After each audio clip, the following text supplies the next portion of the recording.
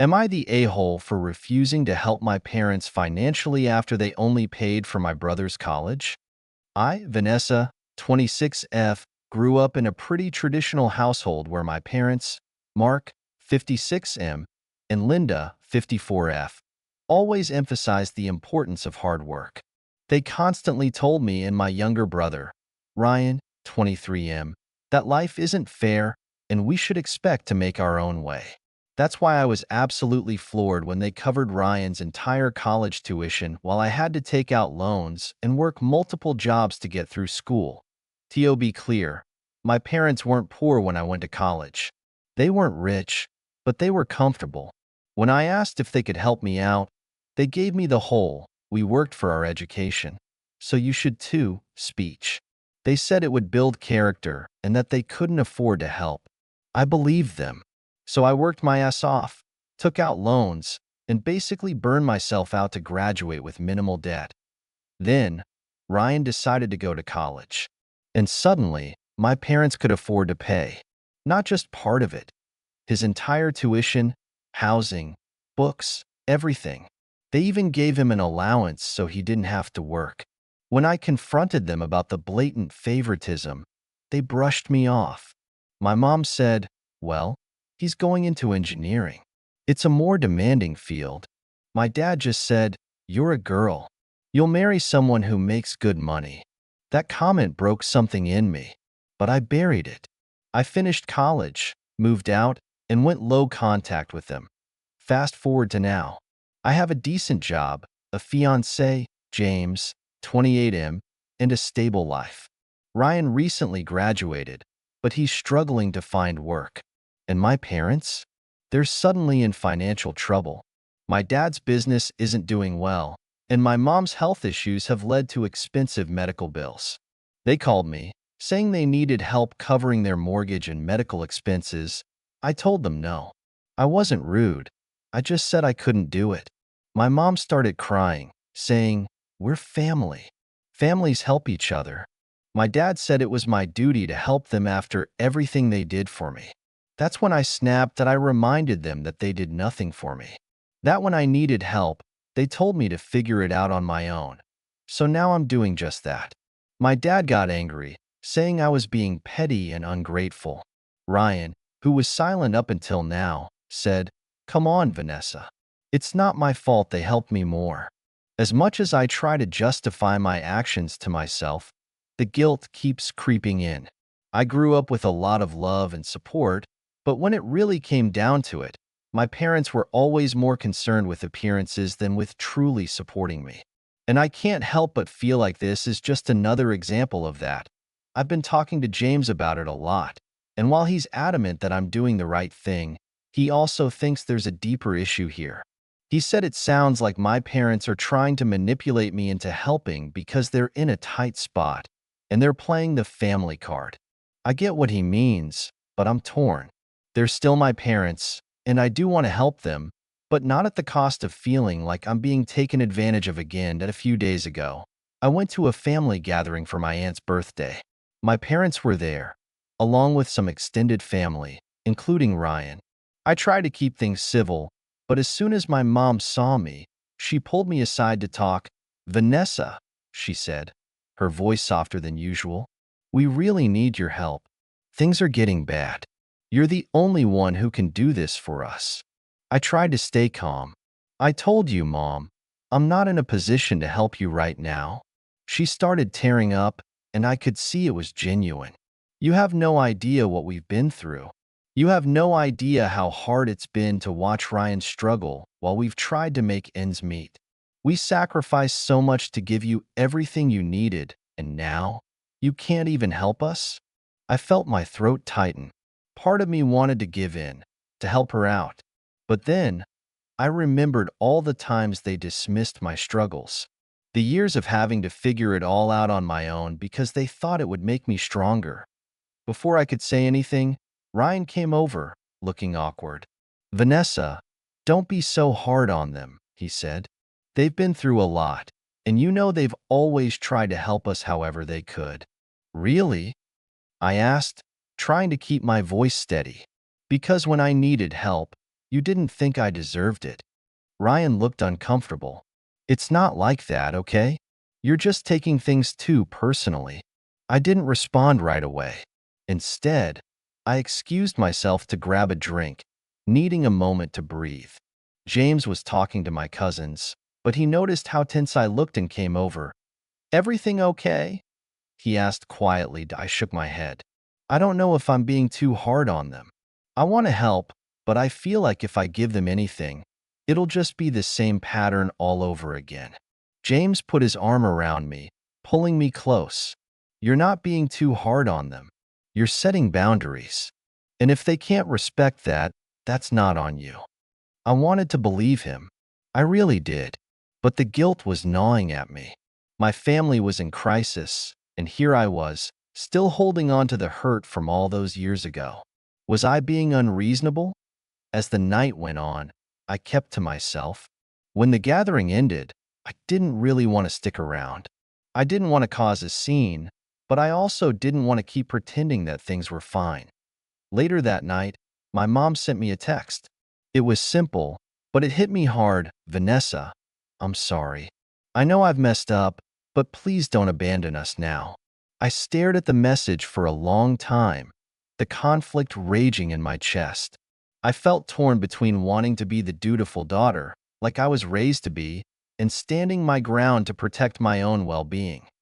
James kept telling me I needed to focus on what was best for me, but part of me worried that I'd regret not helping. If things got worse for them, would I feel guilty for not stepping in? I talked to Ryan a little more after the party, and he said he was doing fine, but could use some help finding a job. I agreed to help him with his resume and job search. It didn't feel like much, but it was something. Maybe it wasn't about money, but showing them that I still cared in my own way, on my terms. But the more I thought about my parents' situation, the more I realized I couldn't give them financial help without feeling completely drained. I don't want to be resentful of my family, but it's hard to ignore the years of feeling like I was never enough, and yet my brother, who didn't even have to work, was the golden child. The next few days were a blur. My mom kept calling, sending messages, and even trying to reach me through Ryan. She was persistent, almost frantic at times. It was clear she was desperate, and I understood that. But the way she was approaching me made me feel like I was being cornered, like I owed them something I wasn't ready to give. Every time I spoke with her, it felt like the emotional manipulation was getting more intense. One evening, she called and practically begged, "Vanessa, please, you're the only one who can help us. I know we haven't always been there for you, but we're your parents. We raised you. Don't you want to be able to give back?" It was in that moment that I realized something. They still didn't get it. They didn't understand why I couldn't just give them what they wanted. I wasn't some automatic backup, a safety net for them to fall into when things got hard. They had never made me feel supported when I needed it most. So why was I supposed to make that sacrifice now? I ended the conversation as gently as I could, but as soon as I hung up, I felt sick to my stomach. I wanted to scream. I wanted to tell them how hurt I felt all these years, how I felt overlooked and unimportant, but I didn't. I couldn't let myself go there. James could see how much I was struggling with all of this. He'd been a steady presence through it all, but he was worried that the emotional toll was going to break me down if I didn't find a way to address it. "You need to talk to them, Vanessa," he said one evening as we sat together on the couch, my mind spinning with everything that had been happening. "But you have to do it on your terms. They have to understand why you're saying no, and they need to hear it from you, not just through silence." I nodded, even though I felt like I was drowning in the pressure. It felt so unfair that I was being expected to explain myself. Why was I the one who had to bear the burden of this? Eventually, I agreed to meet my parents in person. I knew it was the only way to get the conversation over with, but I wasn't sure how it would go. Would they be receptive, or would it just turn into more manipulation? The meeting was set for Sunday afternoon, and when I arrived at my parents' house, the tension in the air was palpable. I could tell they'd been talking about me, probably strategizing how to get me to cave. My mom greeted me with a hug, but it felt strained, like she was testing the waters. "We're really glad you came, Vanessa," she said, though I could tell there was a sense of apprehension behind her words. "We just want to talk. We need you to understand how hard things have been for us." "I understand, Mom," I replied calmly, trying to keep my emotions in check. "But I think you need to understand something too." Mark, my dad, sat down across from me, his face lined with worry. "We don't know where else to turn, Vanessa. We've made mistakes, and we know that. But we're asking for help, not to take advantage of you. We just need to get through this tough time." I looked them both in the eye, feeling the weight of the years of unspoken resentment that had built up inside me. "You've always asked me to figure it out on my own. You said I needed to work for everything. When I struggled, you told me it would build character. And now that you're in trouble, I'm supposed to drop everything and fix it?" There was a long silence. My parents didn't respond immediately, and I could see the guilt start to settle in their faces. I wasn't sure if they understood fully, but I wasn't backing down. I had to be honest with them, even if it hurt. "I know you're struggling. I know it's hard. But I can't ignore how I was treated when I needed help. You don't get to just call me when it's convenient for you and expect me to step in without thinking about everything that's led up to this." Ryan, who had been sitting off to the side, finally spoke up. "Vanessa, come on. You're making it sound like we're asking for charity. We're family. We've all been through tough times, and it's not just about money. Can't you just help because it's the right thing to do?" I felt a pang of frustration rise in my chest. "I'm not saying I don't care, Ryan. I just can't give them what they're asking for. Not when it feels like I'm being guilt-tripped into it." Mark stood up abruptly, his voice getting louder. "This is what I'm talking about. You think we're just using you? We're your parents, for God's sake. We gave you everything we could, and now you're turning your back on us?" That was when I realized we were going in circles. No matter what I said, they couldn't hear me. They were too focused on their own crisis to understand why I was saying no. I stood up, trying to hold my ground. "I'm not turning my back on you, but I'm not going to keep sacrificing myself for people who don't respect me. I have my own life, and I've worked hard to build it. I can't be your backup anymore." I left soon after that. It wasn't the resolution I had hoped for, but it was the only one I could offer. The next few days after the meeting were intense. I expected the silence from my parents, but it still weighed heavily on me. They didn't call. They didn't text. I could feel the gap between us growing wider, and part of me started questioning if I had made the right decision. It's hard not to second-guess yourself when your own parents, the people who are supposed to be your support system, aren't talking to you. James was still supportive, but I could see he was concerned about the toll it was taking on me. "Are you okay?" he asked me one evening as I sat quietly on the couch, staring at the TV but not really watching. "You seem distant. This whole thing is wearing you down, isn't it?" I nodded, not sure how to put it into words. "I don't even know what I'm feeling. It's like I'm angry, but also guilty. And then there's this part of me that wonders if I should have just given in, helped them out, and moved on. But every time I think that, I remember how they treated me, and it makes me so angry all over again." James didn't try to give me advice or tell me what I should have done. He just listened, which is what I needed. He understood that this wasn't just about money. It was about years of emotional baggage that I was still carrying. Then came a text from Ryan. It was short and to the point. "Vanessa, I think you need to talk to Mom and Dad. They're really upset, and I think this is starting to affect everyone." I didn't respond right away. I didn't want to be dragged back into the same emotional loop. But the more I thought about it, the more I realized that Ryan was right. This was affecting more than just me now. It was impacting the entire family. The next day, I called my mom. "Hi, Mom," I said, my voice soft but firm. "I've been thinking about everything. I'm not going to help you financially, but I still want to be there for you. I want to fix things between us. I don't want to feel like we're drifting apart." There was a long pause on the other end, and I could almost hear her trying to hold back tears. "I know we've made mistakes, Vanessa. I know we haven't always been the parents you needed us to be, but I never meant to hurt you. You're my daughter, and I don't want to lose you." "I don't want to lose you either," I replied, feeling a lump form in my throat.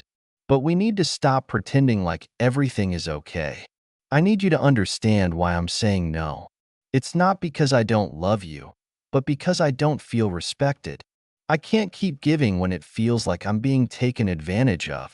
My mom was silent for a moment, then she said, "I understand." "I do. But it's hard, Vanessa. I never realized how much we hurt you until now." "I know it's hard," I said, trying to stay calm. "But if we don't address it, nothing will ever change." We talked for a while longer, and I was surprised by how much I was able to say. It wasn't a perfect conversation, and there were still so many unresolved issues, but it felt like a step in the right direction. That night, I told James about the call, and he said, "I think you did the right thing. It's not about whether you help them or not. It's about setting boundaries and showing them that you're not going to accept being treated badly anymore." I agreed. But still, a part of me couldn't shake the thought that maybe, just maybe, I could have helped in some way. Was I being too stubborn? Was I punishing them for things they didn't even fully understand? Ryan called me again a few days later.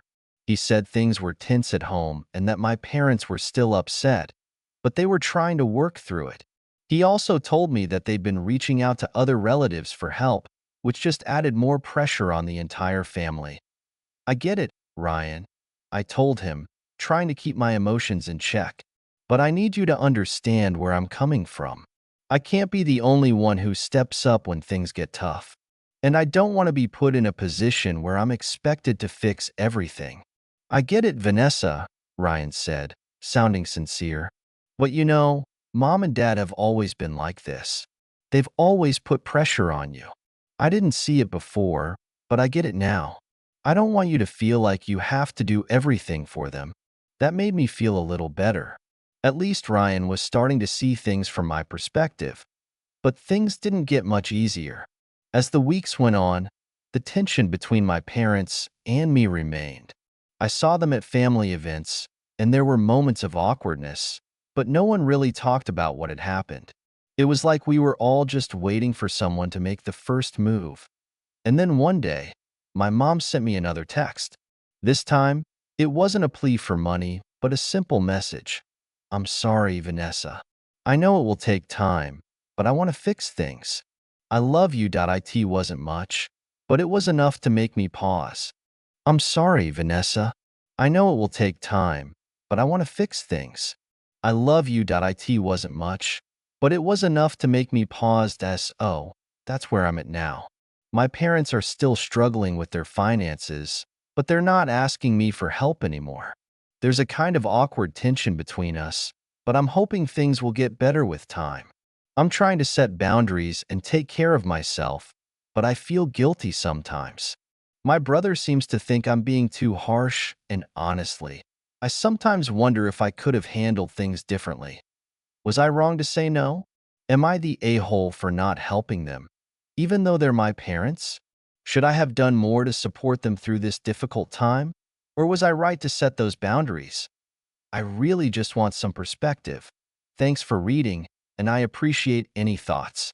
What do you think? Was Vanessa wrong to set boundaries with her parents, or did she do the right thing by standing up for herself? Was it selfish of her to say no, even when her parents were in need? Let us know your thoughts in the comments below. And if you enjoyed this video, don't forget to like and subscribe, and hit the bell for more stories like this one.